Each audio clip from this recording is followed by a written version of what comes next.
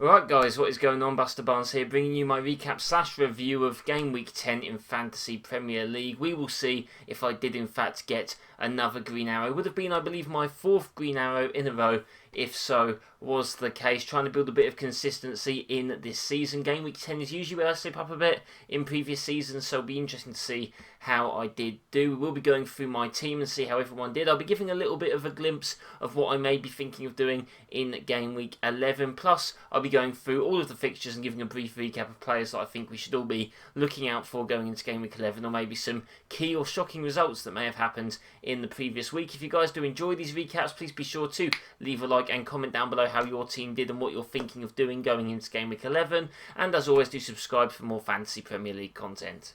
Right, so as you can see, we did get 52 points, about 8 above the average, which is still a green arrow in most cases. As you can see, some of the leagues are red, some of the more sort of smaller compact mini leagues, which I suppose might be a bit of a shame. However, overall is what we need to see, and my rank did increase to 117,950, so not too bad if I do say so myself. But going through my team, Martinez, Kilman and Robertson all blanked. Wolves actually playing a 4 at the back against Arsenal, which did prove to be successful. Will be interesting to keep an eye on that though, and see if that means that Kilman will be moved from the team if they do stick with that system. Whether that was just a system they wanted to go for against Arsenal, I'm not too sure. Obviously, Wolves with that horrific injury to Raul Jimenez, I believe he fractured his skull, so interesting to see how Wolves will be after that. I mean, they still did win the game without him on the pitch. However, going into other games, he is an important person for them,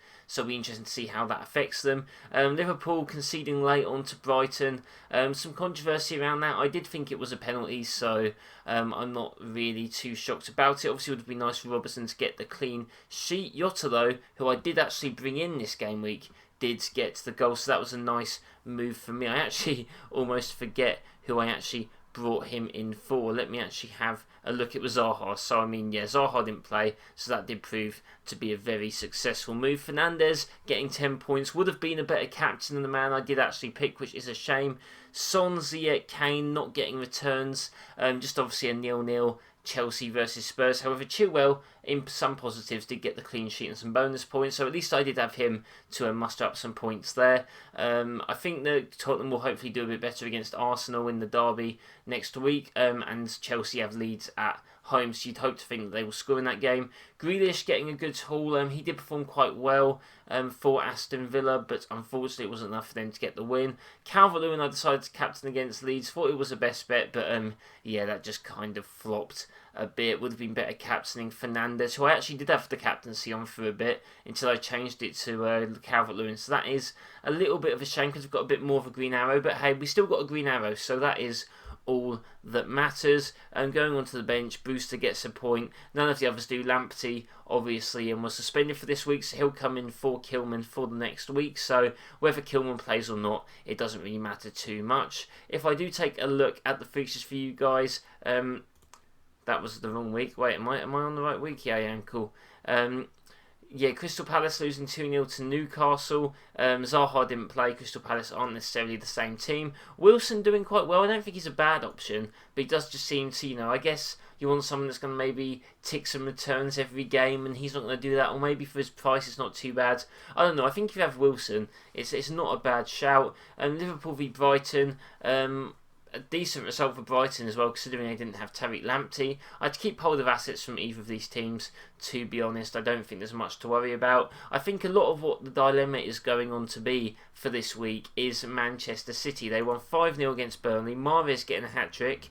Mendy back in the team over Cancelo as well. De Bruyne getting 2 assists. And I'm a bit stuck, guys. I want a Man City player, but I don't know who it can be, because I feel like, or probably in this December window, anyone is really rotation risk. I mean, De Bruyne, even him. I mean, to be honest, if you wanted someone who wasn't rotation risk, you go with De Bruyne or Sterling. But that's not even the case, to be honest. They could still risk rotation, which is a bit scary. Cancelo obviously coming out for Mendy, who's now back. So I don't really know what to do. Like, I am thinking, could I get rid of Son as Spurs' fixtures are getting tougher? Could I get rid of Kane for Jesus? I don't really know, because it's just the risk of the Pep roulette, and it's quite scary. So I think I probably am going to hold off getting a Man City player Obviously, though, if I do get one, it will be either De Bruyne in for Son or Kane or Jesus in for Kane.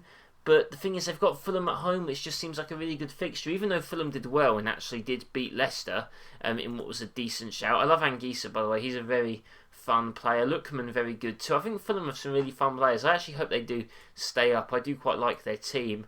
But yeah, I just don't see them doing necessarily that great against Manchester City. Everton losing to Leeds 1-0, disappointing for Calvert-Lewin. West Brom getting a 1-0 win. No one really cares about assets from either of these teams. Manchester United, Cavani could be someone to keep an eye on. I mean, with his 2 goals now, he got the goal against Everton. He might be in line to starting some more games for Manchester United. So I'd keep an eye on Cavani. Fernandes, if you've got him, you have to keep him. He's just basically the main point hauler for that team. But yeah, besides that, not really much else to say. So if I am going to give maybe a little bit of a hint as to what I'm going to do going into Game Week 11, obviously my preview for Game Week 11 will be out before the Game Week starts, so you guys can check that out when it does hit your screens. But I'm not sure I'm going to do anything, guys, to be honest, because if you look at my fixtures, all of these players have good fixtures. Even Arsenal at home could be difficult because Arsenal do tend to defend quite well, but it's a derby. I think there'll be fans in the stadium as well, getting behind Tottenham, I do believe, as fans that weekend. So, you know, teams like Chelsea, teams like Tottenham will be able to have fans in their stadium. Brighton maybe as well. So, yeah, it could be very interesting indeed. Jota against his former team. Captaincy is on Kane at the moment. I think he does like to score against Arsenal, so that's why I've gone for him. Could change, but like I said, you guys can check out my preview for Game Week 11 when it does come out in a few days' time. But I do hope you enjoyed that recap / little review of Game Week 10. Do let me know in the comments below how you guys did in fact do. I would love to know. Please be sure to leave a like and subscribe for more Fantasy Premier League content. I do hope you all have a nice day, and I'll see you next time.